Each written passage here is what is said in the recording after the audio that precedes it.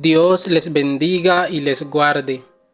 Les invito, mis hermanos, a que hagamos un pequeño esfuerzo y escuchemos este tema hasta el final, para que no perdamos el contexto de lo que se dice. Y si este tema le es de bendición, le invito a que lo comparta con otros para que el pan de vida llegue a muchos. Y no olvide suscribirse y darle me gusta.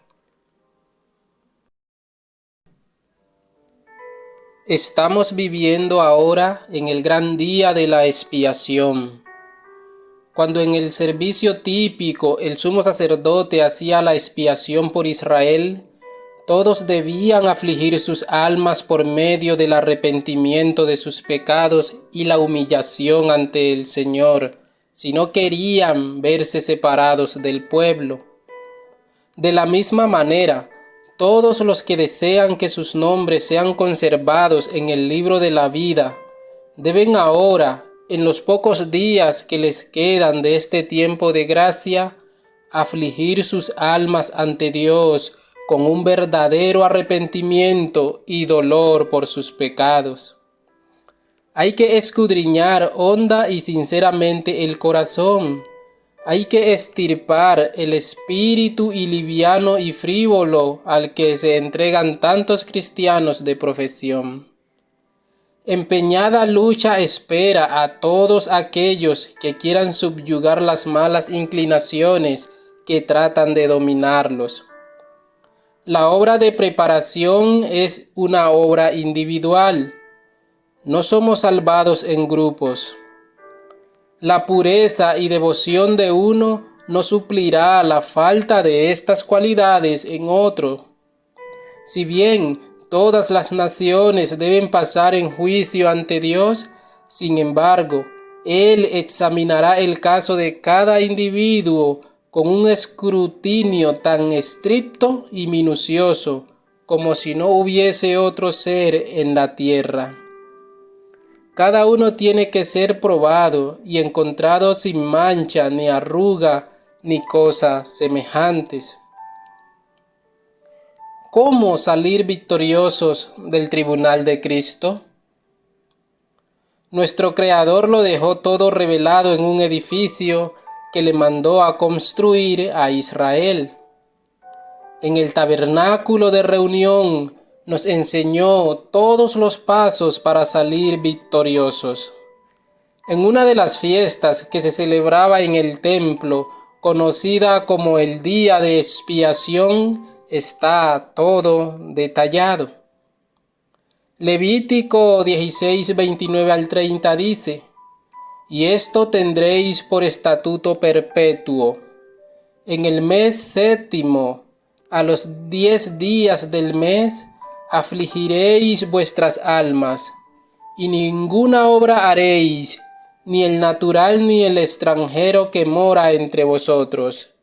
Porque en este día se hará expiación por vosotros, y seréis limpios de todos vuestros pecados delante de Jehová». Es en este día que todos los pecados del pueblo de Dios son eliminados para siempre. Cuando alguien acepta al Mesías, sus pecados son perdonados, pero no son eliminados de los registros. El día de expiación era el día más solemne de todos los días festivos. Era el día de purificación de toda la nación y del santuario. Únicamente en este día, una vez al año, el sumo sacerdote entraba al lugar más santo de todos, es decir, al lugar santísimo del templo, más allá del velo, con la sangre del macho cabrío del Señor, como ofrenda de perdón de pecados. Allí rociaba la sangre sobre el propiciatorio. La sangre de la ofrenda en el gran día de expiación tenía el efecto de limpiar todos los pecados de los sacerdotes, el santuario e Israel como nación. Para comprenderlo mejor, entremos en contexto. Repasemos un poco de lo que se hacía todos los días. En Levítico 4:1 al 6 leemos: Habló Jehová a Moisés, diciendo: Habla a los hijos de Israel y diles: Cuando alguna persona pecare por yerro en alguno de los mandamientos de Jehová sobre cosas que no se han de hacer, e hiciere alguna de ellas, si el sacerdote ungido pecare según el pecado del pueblo, ofrecerá a Jehová por sus pecados que habrá cometido un becerro sin defecto para expiación. Traerá el becerro a la puerta del tabernáculo de reunión delante de Jehová, y pondrá su mano sobre la cabeza del becerro, y lo degollará delante de Jehová. Y el sacerdote ungido tomará de la sangre del becerro y la traerá al tabernáculo de reunión, y mojará el sacerdote su dedo en la sangre, y rociará de aquella sangre 7 veces delante de Jehová hacia el velo del santuario.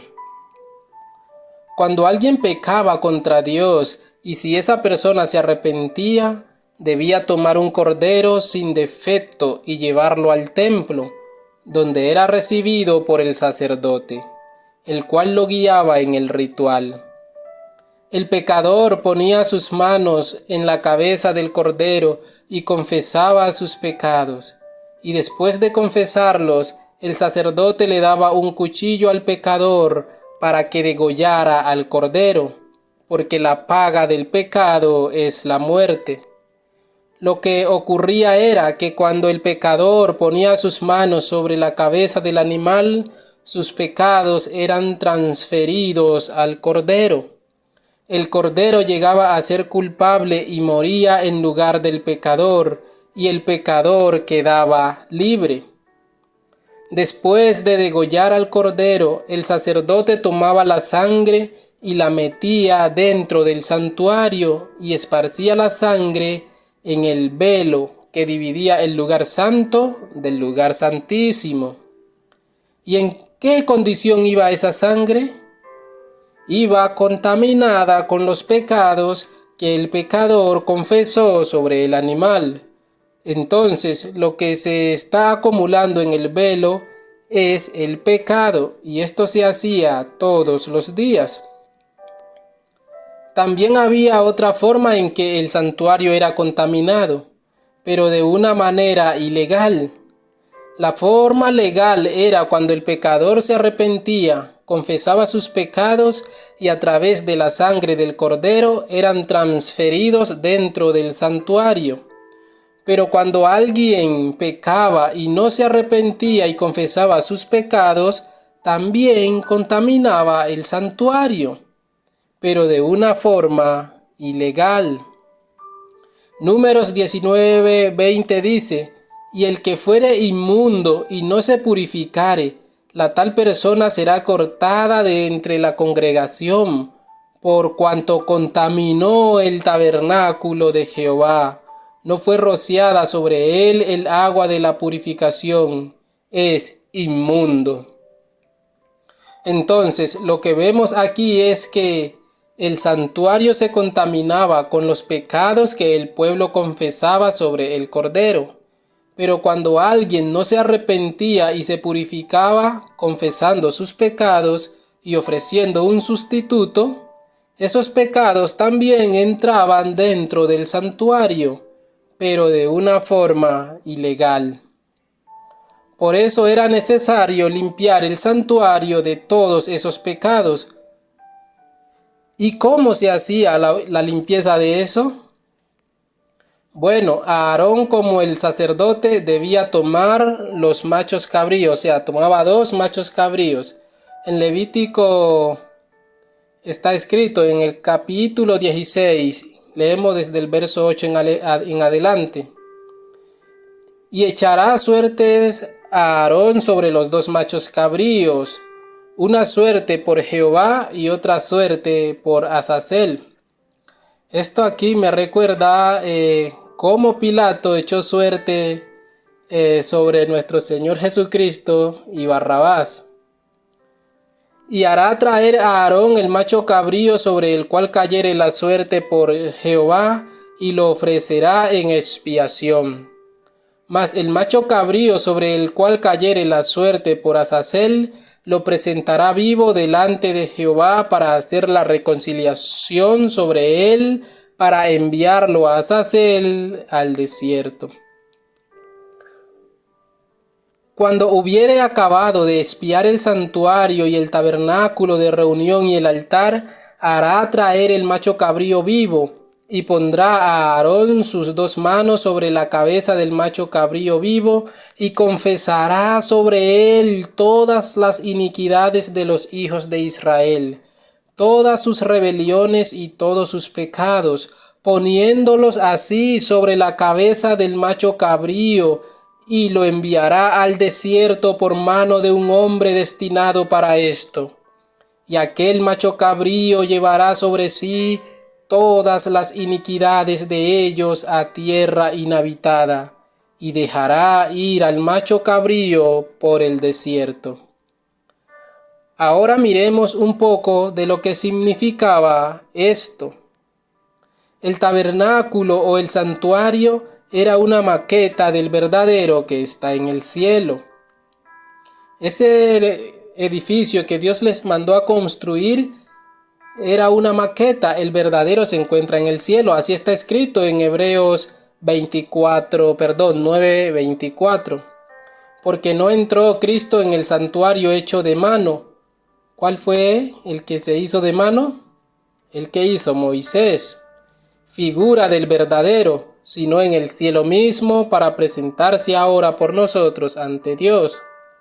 El cordero o el animal que era sacrificado representaba a nuestro Mesías. Juan el Bautista dijo de él en Juan 1:29.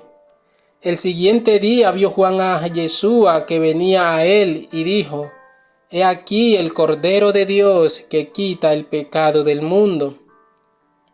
Cuando un pecador se arrepiente y por la fe confiesa sus pecados al Mesías, sus pecados son perdonados, es decir, son transferidos al Mesías.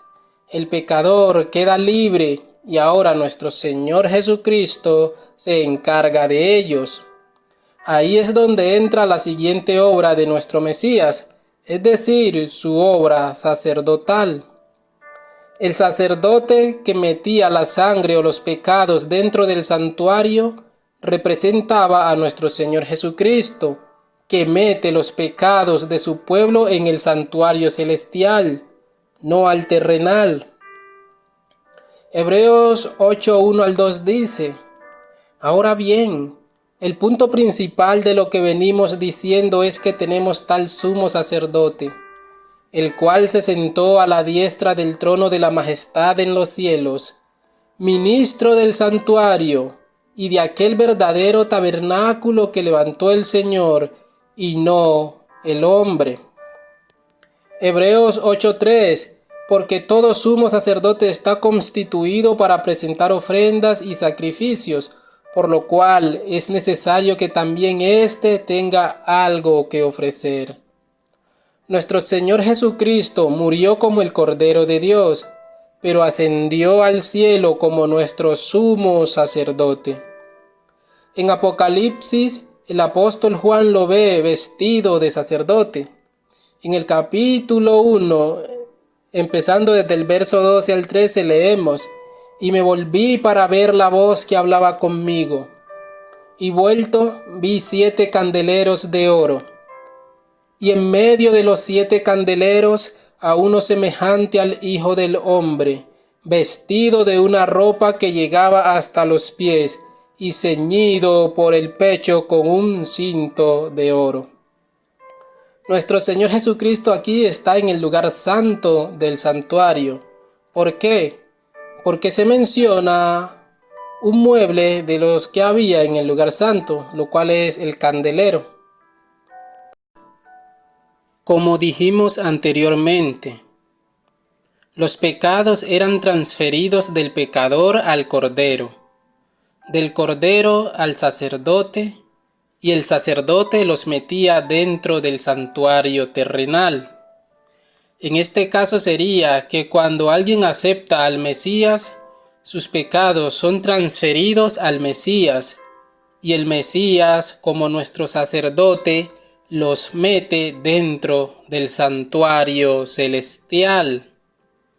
Por eso, en el día de expiación o el día del juicio, se hacía la purificación o la limpieza del santuario una vez al año. Esto significa que llegando a los últimos días de este mundo, nuestro gran sumo sacerdote haría la purificación del santuario celestial. ¿Y dónde dice la Escritura que el santuario celestial sería purificado? Bueno, en la cadena profética, en Daniel 7, se nos presenta la escena de juicio.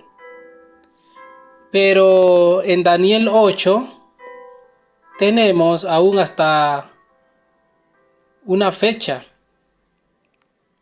Empezando en el verso 11 al 14 leemos: Aún se engrandeció contra el príncipe de los ejércitos.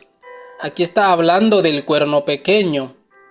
Y por él, es decir, y por el cuerno pequeño fue quitado el continuo, y el lugar de su santuario fue echado por tierra. Y a causa de la prevaricación le fue entregado el ejército junto con el continuo, y echó por tierra la verdad, e hizo cuanto quiso, y prosperó. El continuo es la obra sacerdotal de nuestro Mesías en el santuario celestial. Y este cuerno levantó en la tierra un sistema falso. El verso 13 dice: Entonces oí a un santo que hablaba, y otro de los santos preguntó a aquel que hablaba: ¿Hasta cuándo durará la visión del continuo y la prevaricación asoladora, entregando el santuario y el ejército para ser pisoteados? Y él dijo: hasta 2300 tardes y mañanas, luego el santuario será purificado. No vamos a entrar en detalle sobre esto, pero sería bueno decir que esta fecha llega hasta después de 1798, que cae el cuerno pequeño. Así como vimos en la cadena profética de Daniel 7, el juicio inicia después que cae el cuerno pequeño, es decir, Roma papal. Ahora volvamos otra vez al ritual que se hacía en el día de expiación. Como dijimos al inicio, cuando aceptamos al Mesías, nuestros pecados son perdonados, pero no son eliminados de los registros. Es en esta obra de juicio que serán borrados todos aquellos pecados de los cuales nos hemos arrepentido, confesado y abandonado, y serán dejadas solo las obras buenas que por la gracia de Dios hemos hecho.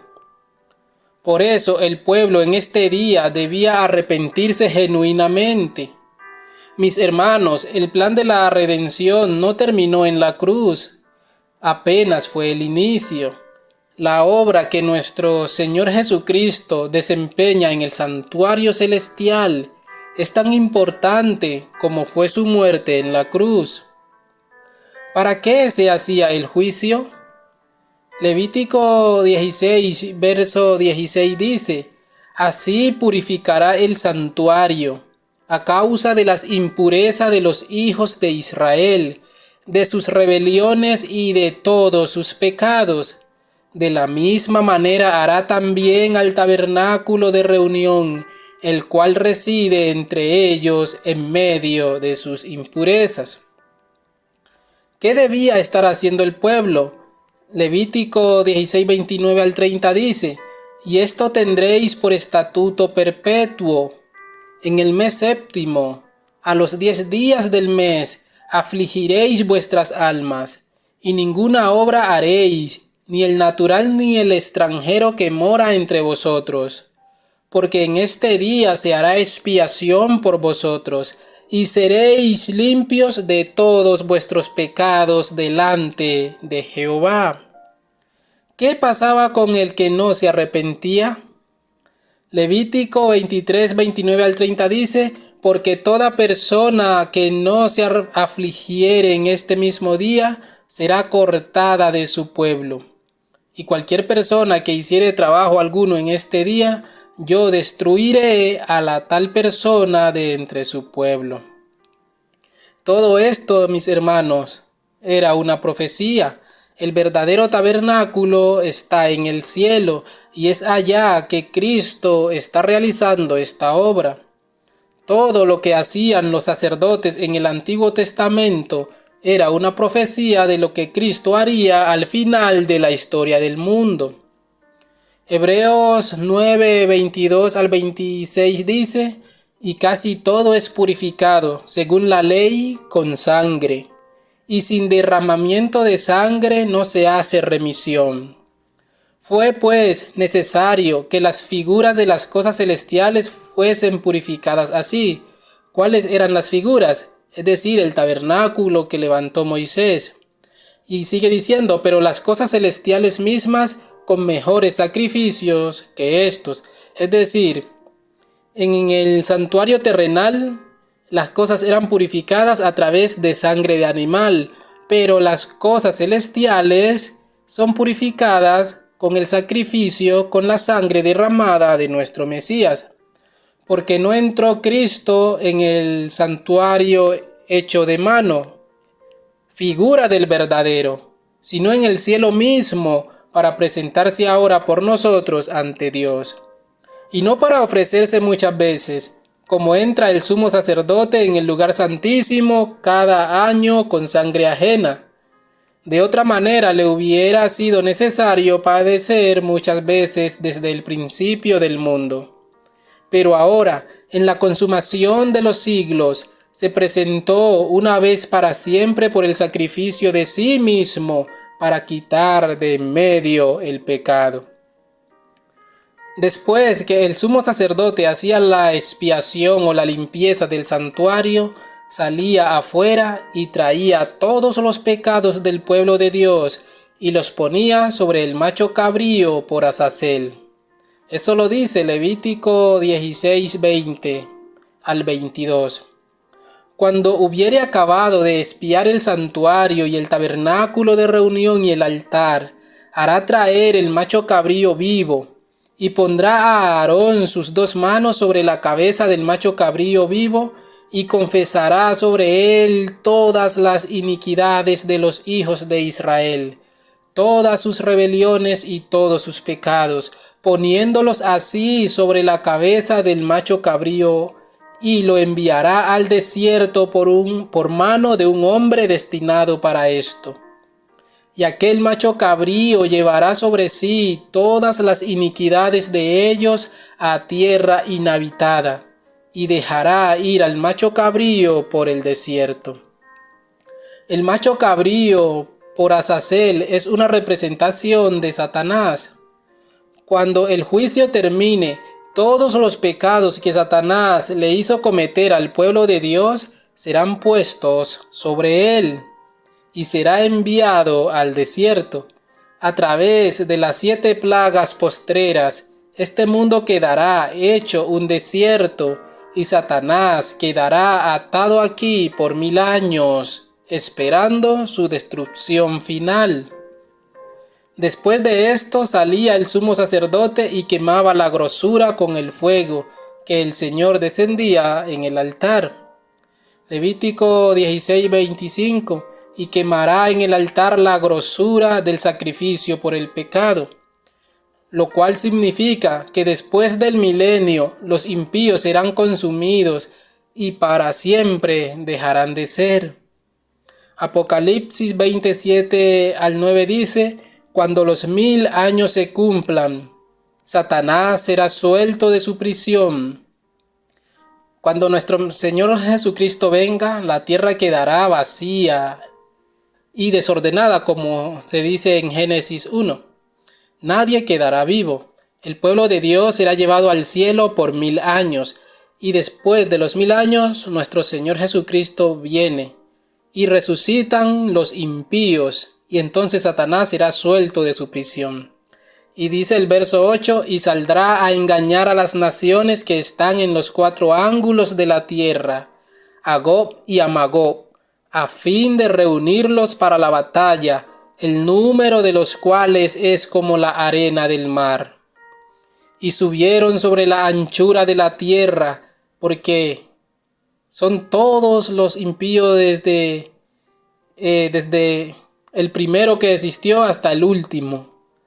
Y subieron sobre la anchura de la tierra y rodearon el campamento de los santos y la ciudad amada, y de Dios descendió fuego del cielo y los consumió. Cristo viene pronto.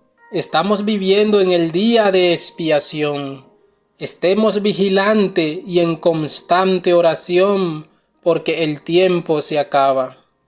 El juez ya se sentó y no sabemos cuándo nuestros registros de todos nuestros actos pasen ante el juez del universo. Para concluir, sería bueno tener en cuenta que la norma por la cual seremos juzgados es la ley de Dios. Los criminales, todos los que quebrantan las leyes de su país, están cumpliendo alguna condena. Y no olvide que el pecado es transgresión de la ley, y si queremos pasar victoriosos en el juicio, debemos estar en armonía a la ley.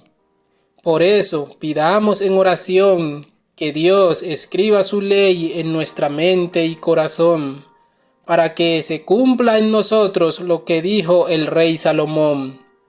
Teme a Dios y guarda sus mandamientos, porque esto es el todo del hombre. Mis hermanos, el mensaje del primer ángel es esto: teme a Dios y guarda sus mandamientos. Y de los que escuchan y obedecen ese mensaje se dice de ellos lo siguiente: aquí está la paciencia de los santos, los que guardan los mandamientos de Dios y la fe de Yeshua. Apocalipsis 14:12. Mis hermanos, si este tema le ha sido de bendición, le invito a que lo comparta con otros, se suscriba y le dé me gusta. Y el Eterno, el Dios que es grande en misericordia, Él le bendiga y le guarde y nos guíe a toda la verdad en Cristo Jesús. Amén.